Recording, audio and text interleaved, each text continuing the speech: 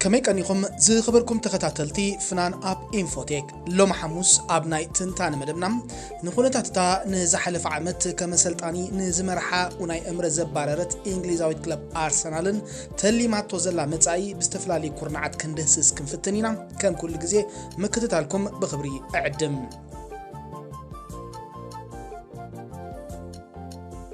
كساب تمال ربع بمسرت زتغايد قطمات زبز حقانتات بريمير ليج انجليز 15 صوتات كايدان كلهم 14 قطمات زكايدت ارسنال دمام كاب مرحيت ليفربول ب 24 نطب دحيرا اب 10 ترتا سريعه تركب سبسلطان ارسنال نتي تكاي ارسن فنجر كون اب حصير غزي وسينوم زوقصرو اسبانياوي اوناي امرم نحد عمت فرق انطراي كسريحم افكيلوملوم امره كبر ارسنال كملس لعل تثبيت تغيرلو كو انت تقطرم زتنبرلو حلفنتا يملسن نتا غانتا اب تشامبيونز ليج تساتافيت كغبرا ايكالن اب بريمير ليج كم تزدلت ورداريت كلب ايسرحن بعبي دمام ستمتن وهتن غانتا كسرح ايكالن من البات نوناي امره كم زسغوغ زغبرو رقحيتات نابت زرزرات انتدا اتينا ازيم بزحات يوم سبسلطان ارسنال غانتوم ابنا يوروبيان ليج قطم بجرمناوي كلب فرانكفورت مستسعرت يوم اسلطان يوم كبارو وسينوم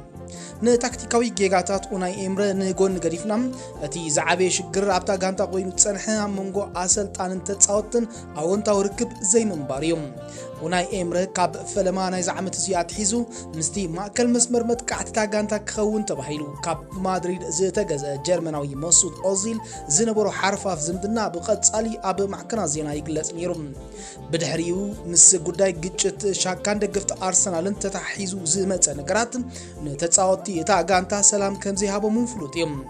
ازي زي هدو منفس نايتا غانتا مغدال بقعت مستوسقيم سبسلطان ارسنال مبرار اسلطان يم زوسنوم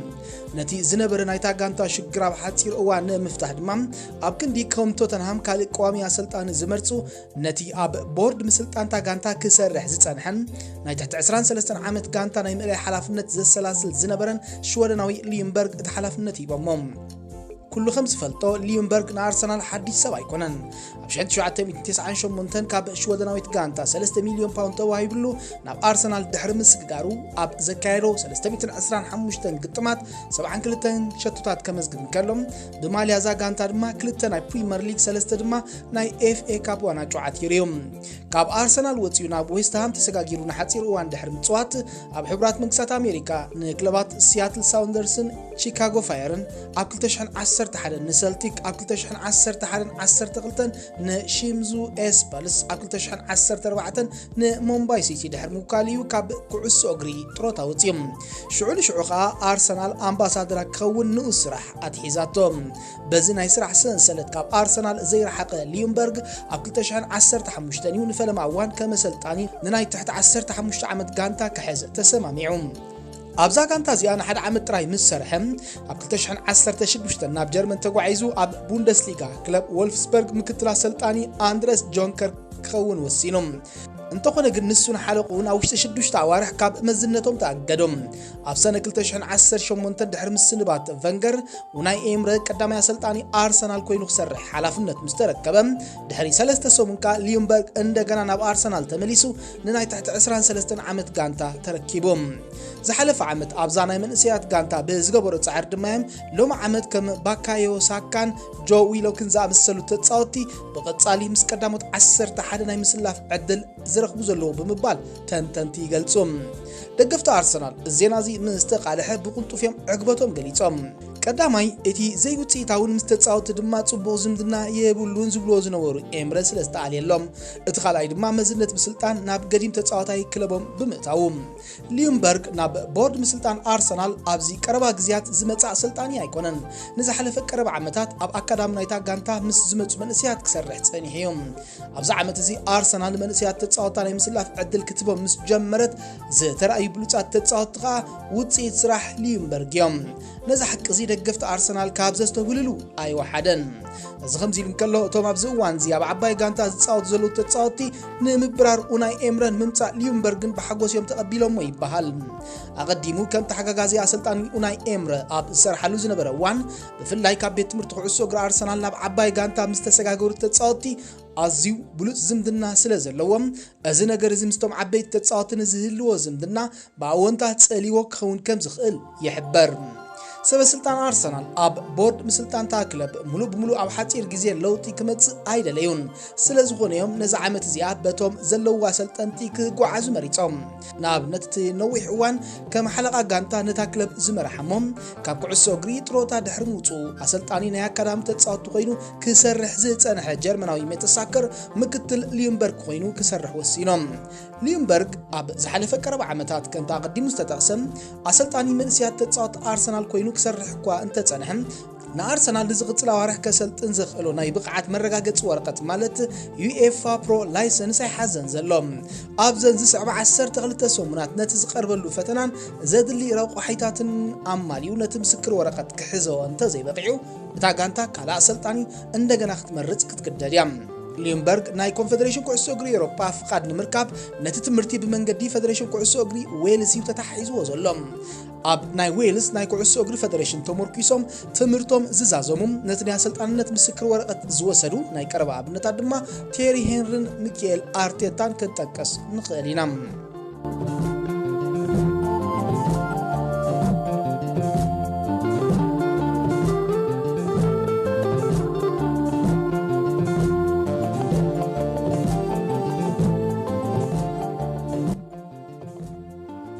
ናይ ኡናይ ኤምረ ምስንባትን ምሻም ሊምበርግን ዝቀደሙ ኣሰልጠንቲ ተፃወትን ኣርሰናል ሪኢቶ ንኽህቡ ዘገደደ እዩ ነይሮም ኣሰልጣኒ ኣርሰናል ዝነበረ ኣርሰን ቨንገር ኡናይ ኤምረ ድሕሪ ምብራሩ መግለፂ ሂቦም ኣርሰናል ኩሉ ግዜ ኣብ ልበይ ፍሉይ ቦታ እዩ ዘለዋ ሊምበርግ ድማ ዓብይ ነገር ክገብር ዓቕሚ ዘለዎ ኣሰልጣኒ እዩ ኣብ ዝሓለፈ ዓመት ብዙሕ ኣስተዋፅኦ ኣብ ቤት ትምህርቲ ጋንታ ገይሩ እዩ ዶብ ዘይብሉ ሸውሃት ስለ ዘለዎውን ነዛ ጋንታ ሒዙ ዝሓሸ ውፅኢት ከመዝግብ ይኽእል እዩ ዝብል ገምጋም ኣለኒ ክብል ተዛሪቦም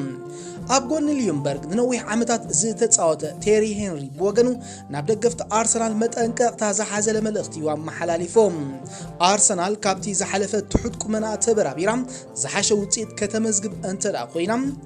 ንሊምበርግ ግዜ የድልዮ እዩ ስለዚ ዓቕሊ ከድልዩ ባህልዮም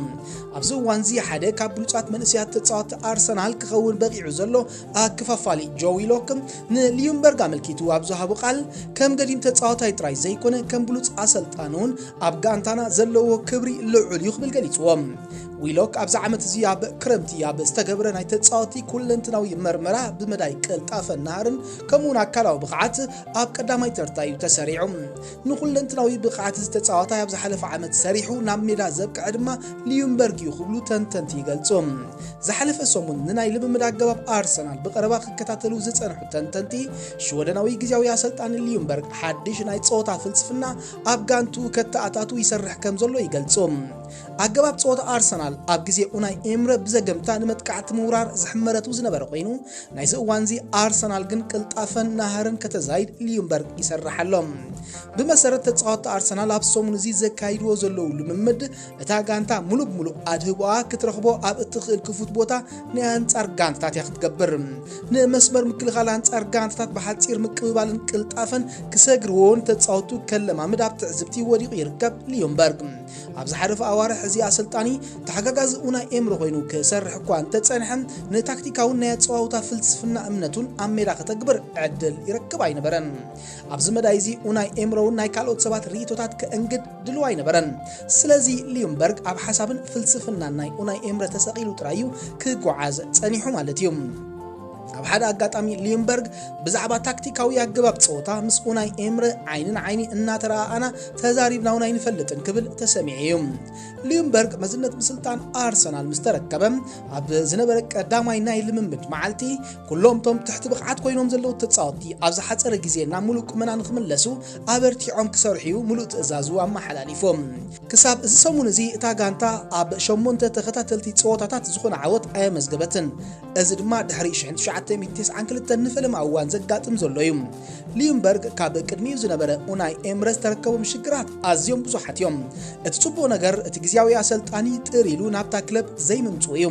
ሊምበርግ ኣብታ ጋንታ ምጽንሑ ንኹሎምቶም ኣለዉ ዝበሃሉ ሽግራት ደልዩ ንኽረኽቦም ዘሕልፎ ወይ ዘባኽኖ ግዜ ኣይክህሉን እዩ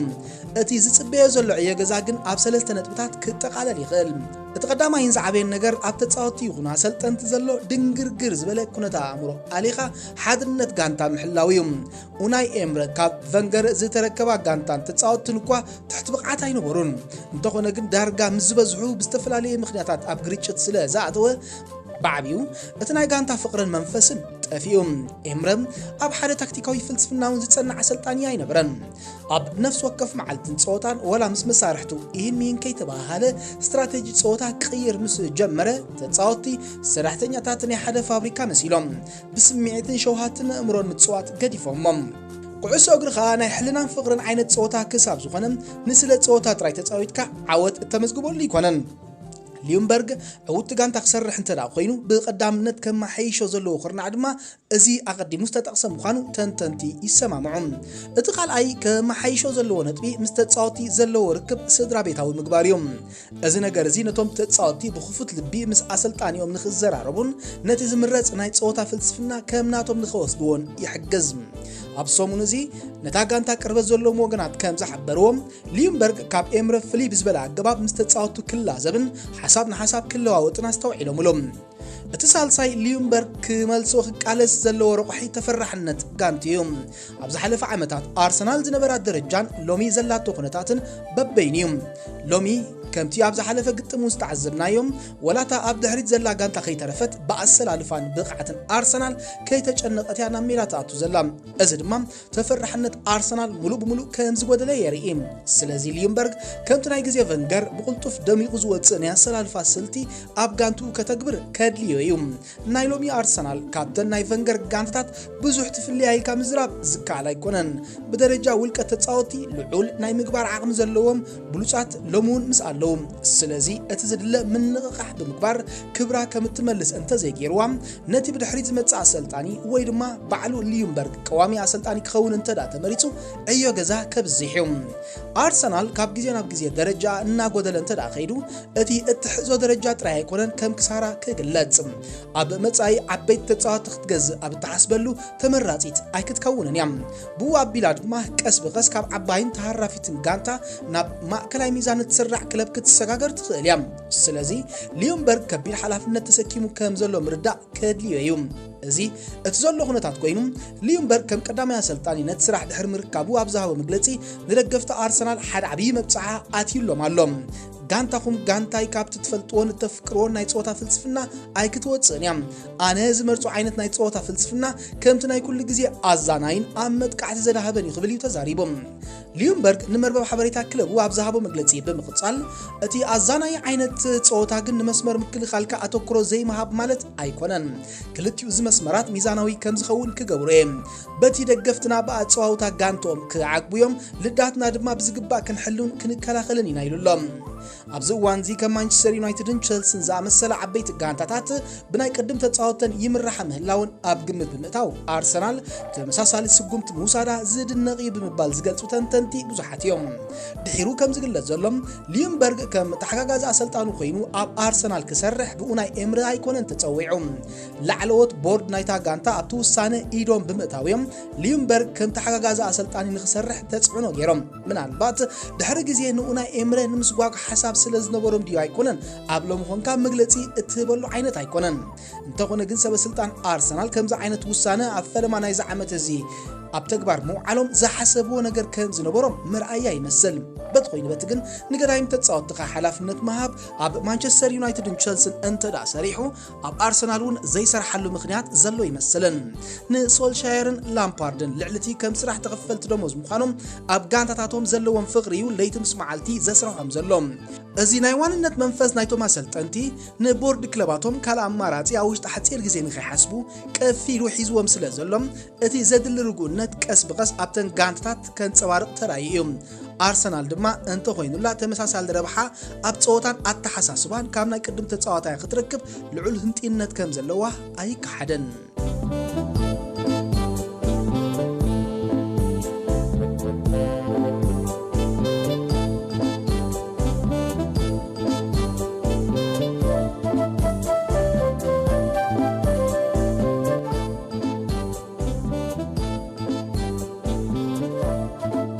ሊምበርግ ነዛ ጋንታ እዚ ኣመሪሑ ቀዳሚት ግጥሙ ዝሓለፈ ሰሙን ኣንጻር ኖርዊች ተጻዊት እዮም ኣብዛ ቀዳሚት ግጥሙ ብናይ 2-2 ውጽኢት ማዕረ ክፈላለን ከሎም ሎም ሐሙስ ድማ ካልኣይ ግጥሙ ኣንጻር ብራይተን ከካይድ እዮም ኣርሰናል ንሊምበርግ ነዛ ዓመት እዚ ከሳልያ ሓላፍነት ሂባቶ ዘላ ስለዚ እዚ ዓመት ስፖርት ምስተዛዘመ ካልኣ ኣሰልጣኒ ክደልያ ማለት እዮም ሊምበርግ ኸ እንተደልዩ ኣብታ ናይ ትሕቲ 23 ዓመት ጋንታ ይቕጽል ኣብዚ ተሪፉ ዘሎ ናይ ዛ ዓመት እዚ ጸወታታት ሊምበርግ ተኣምራታዊት ዝኾነት ጋንታ ክሰርሕ እንተዳኺሉ ሙሉእ መዝነት ክወሃቦ ይኽእል እዮም እንተኾነ ግን እቲ ዘሎ ተኽእሎ ጸቢብ ምዃኑ ዝገልጹ ተንተንቲ እቶም ዝበዝሑ እዮም ካብሎም ጀሚራ ኣርሰናል ቀዋሚ ኣሰልጣኒ ንምርካብ ሃሰው ትብል ኣላ ተባሂሉ ዝጋዋሕ ዜናታት ብዙሕ እዮም ሰበስልጣን ኣርሰናል ኣብቲ ኣብዚ ዝሓለፈ ወርሒ ካብ ቶተንሃም ዝተባረረ ኣሰልጣኒ ማውሪሲዮ ፖቾቲኖ ተገዳስነት ኣለዎም ተባሂሉ ይግለጽ እኳ እንተኾነ ፖቾቲኖ ናብ ድሕሪት ተመሊሱ ንኣርሰናል ከሰልጥን ዘሎ ተኽእሎ ጸቢብ ይመስል ኣብ ቶተንሃም ብሉጽ ዝተባህለሉ ስራሕ ዝሰርሐ ፖቾቲኖ ኣብዚ እዋን እዚ መዛኑ ይዝብለን ጋንታታት ሪያል ማድሪድ ባርሴሎና ወይ ድማ ማንቸስተር ዩናይትድ ጥራይ ምዃነን ቀረብቱ ይሕብሮም ኣብዘን ሰለስተ ጋንታታት ናይ ኣሰልጣኒ ለውጥ እንተዳመጽዩ ፖቾቲኖ ተቀዳማይ ዝጽዋዕ ኣሰልጣኒ ክኸውን ምዃኑ ድማ ይግለጽ ኪኖ ፖቾቲኖ ኣብ ዝርዝር ካብ ዝቐነዩ ኣሰልጠንቲ ሓደ ሉ ኣሰልጣኒ ሌስተር ሲቲ ብረንዳን ሮጀርስ እዮም እንተኾነ ሮጀርስ ኣብ ሌስተር ሲቲ ብዝሰርሖ ዘሎ ስራሕ ዕጉብን ውዕሉ ድማ ከም ዘኽብርን ገሊጹሎም ዝሓለፈ ዓመት ንኢጣልያዊ ጁቬንቱስ ዝገደፈ ማሲሚሊያኖ ኣሌግሪ በዘይ ዝኾነ ስራሕ ዘለዎ ኣሰልጣኒ እዮም ነዚ ሓላፍነት እዚ ክዋጽኦ ከም ዝኽእል ክግለጽ እንከሎም እቲ ኣብ ማንቸስተር ሲቲ ተሓጋጋዚ ኣሰልጣኒ ኮይኑ ዝሰርሕ ዘሎ ብማልያ ኣርሰናል ድማ ነዊሕ ዝተጻወተ ግን ናይ ቀዳማይ ኣሰልጣኒ ተመክሮ ዘይብሉ ሚኬል ኣርቴታውን ኣብቲ ዝርዝር እትውዮም ኣብዚ ናይ ኣሰልጠንቲ ዝርዝር ልዑል ጠመተ ተገይሩሉ ዘሎ ድማ ኣሰልጣኒ ወልቭስ ዘሎ ኑኖ ኤስፒራንቶ ሳንቶስ እዮም ሳንቶስ ነታ ካብ ቻምፒዮንሺፕ ናብ ፕሪሚየር ሊግ ዝደየበት ወልቭስ ሙሉ ብምሉእ ብምቕያር ኣዝያ ተወዳዳሪት ጋንታ ክሰርሕ ዝኽእል ኣሰልጣኒ ብምዃኑ ኣዕንቲ ሰበስልጣን ኣርሰናል ክዓልቦ ግድነት እዮም ቨንገር ተካእቱ ኮኑ ካብ ዝጥምቶም ዝነበረ ኣሰልጠንቲ ሓደ እቲ ንቦርንማውዝ ዘዕልም ዘሎ ኤዲ ሃው እዮም እዚ ኣብ ግዜ ግጥማት ልዑል ታክቲካዊ ተዓጻጻፍነት የርእዩ ተባሂሉ ዝምጎስ ኣሰልጣኑን ኣብቲ ዝርዝር እትውዮም እቲ ዘሎ ተኽእሎ ብሚታዊ ዳ ውሑድ ይኹን እምበር ከም ራፋ ቤኒተዝ ፓትሪክ ቪየራ ስቲቨን ጀራርድ ካርሎ አንቸሎቲ ዝኣመሰሉ ኣሰልጠንቱን ተጠመቲ ምዃኖም ይሕበር እዚ ዝርዝር ናይ ኣሰልጠንቲ እቲ ብሰፊሑ ዝግለጽ እኳ እንተኾነ እቲ ዝዓበየ ጸገም ናይ ኣርሰናል ኮይኑ ዘሎ ግን ከምተን ካልኦት 5 ዓበይቲ ጋንታታት ፕሪሚየር ሊግ ብመዳይ ምኽፋል ደሞዝ ንኣሰልጣኒ ተወዳዳሪት ክትከውን ስለዘይትኽእል እዮም ኡናይ ኤምረ ኣብ ኣርሰናል ንዓመት 4 ሚልዮን ፓውንድ እናተኸፍሎ ይሰርሕ ነይሮም እታ ኣብ ዝሓለፈ ወርሒ ንፖርቱጋላዊ ሆዜ ሞሪኖ ዝቆጸረ ቶተንሃም ግን ኣብነት ነዚ ኣሰልጣኒ ንዓመት 15 ሚልዮን ፓውንድ ያትኸፍሎም በዚ መቃን እዚ እትፍልልይ ንምርድኡ ዘሸግር ኣይኮነን እቶም ትሕቲ 10 ሚልዮን ፓውንድ ዘይክፈሉ ከም በዓል ማውሪሲዮ ፖቾቲኖ ካርሎ አንቸሎትን ማሲሚሊያኖ ኣሌግሪን ድማ በዚ ምኽንያት እዚ ምስ ኣርሰናል ክህልዎም ዝኽእል ዝምድና ከሎ ገና ሓደ ስጉምቲ ክጓዓዝ ከም ዘይክእል ፍሉጥ እዮም ከም ብረንዳን ሮጀርስን ኑኖ ሳንቶስን ዝኣመሰሉ ኣሰልጠንቲ ዝሓትዎ ደሞዝ ምስ ናይ ዞባ ቀዲሞም ዝተጠቕሱ ቤት ኣሰልጠንቲ ዘይክወዳደር ይኽእል እዮም እንተኾነ ኣብቲ ውዕል ዝኣቱ ናይ ካሕሳን ካልእ መተባብዕ ነገራትን ነዞም ክልተ ኣሰልጠንቲ ንኣርሰናል ክቡራት ይገብሮም ኣርሰናል ናይ መወዳእታ ፋይናንሳዊ ገምጋማ ዝገበረትሉ ናይ ዓመት ስፖርት 2017-18 እዩ ኣብዛ ዓመት እዚኣታ ክለብ ክሳብ 70 ሚልዮን ፓውንድ ኣታዊ ከም ዝገበረት ገሊጻ ነይራ እንተኾነ ዝበዝሐ ካብታ ኣታዊ ካብ 120 ሚልዮን ፓውንድ መሸጣ ናይ ከም በዓል ቻምበርሊ ጂውርድን ቲዮወልኮትን ዝተረኽበ እዩ ዝሓለፈ ዓመት ኣርሰናል ኪኖ ኣሌክሲስ ኢዎቢ ካልእ ዝኾነ ተጻዋታይ ስለ ዘይሸጠት በኣንጻሩ ግን ብዙሓት ስለ ዝገዝአት ናይ ክሳራ እዋን ከተሕልፍ ከም ትኽእል ትንተናታት ኣሎም